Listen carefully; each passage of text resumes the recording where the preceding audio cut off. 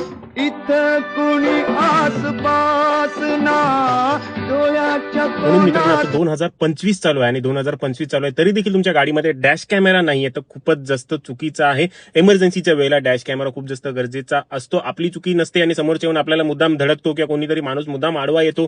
आपली चुकी नसताना देखील आपल्यावरती आरोप दाखवले जातात. अशा वेळेला जर आपल्याकडे डॅश कॅम असेल तर समोरच्याला आपण गप करू शकतो. इन्शुरन्स क्लेमसाठी देखील त्या व्हिडिओचा आपल्याला फायदा होतो. त्यामुळे आपल्या जवळ तो डॅश कॅम असणं खूप जास्त गरजेचं आहे. त्याची लिंक हवी असेल तर तुम्हाला माझ्या बायोमध्ये किंवा माझ्या जवळ मेसेज करा, मी तुम्हाला त्याची लिंक देऊन टाकेन. माझ्या नेक्सॉन मध्ये देखील आहे आणि आता ह्या इग्निस गाडीसाठी देखील मी हा जीपीएस वाला डॅश कॅम मागवलेला आहे. दोघांपैकी कोणताही तुम्हाला घ्यायचा असेल तर नक्की यूज करा. आणि दुसरी सगळ्यात महत्त्वाची गोष्ट आहे म्हणजे इमर्जन्सीसाठी ती आहे टायर इन्फ्लेटर. कुठलाही प्रकारचा, हा वायरलेस वाला आहे, तुम्हाला वायर हवा असेल तो देखील तुम्ही घेऊ शकता, परंतु असणं खूप जास्त गरजेचं आहे इमर्जन्सी सिच्युएशनसाठी. आपले जे ट्यूबलेस टायर असतात त्यामध्ये जर तो पंक्चर जरी असेल थोडासा तर अशा वेळेला आपण हवा भरत भरत आपल्या ठिकाणी पोहोचू शकतो, परंतु त्यासाठी आपल्याजवळ टायर इन्फ्लेटर असणं खूप जास्त गरजेचं आहे. आणि दुसरं मित्रांनो दुसरी महत्त्वाची गोष्ट आहे ती म्हणजे एक चांगला मायक्रो फायबर क्लोथ आपल्याजवळ आपली गाडी क्लीन करण्यासाठी असणं खूप जास्त गरजेचं आहे. आतून बाहेरून तुम्ही जर ते सिग्नलवर भेटणारे कपडे वापरत असाल तर त्याच्याने स्क्रॅचेस पडतात. तुमची खराब झालेली बनियान वापरत असाल तर ते आपल्या गाडीसाठी बनलेले नाहीयेत.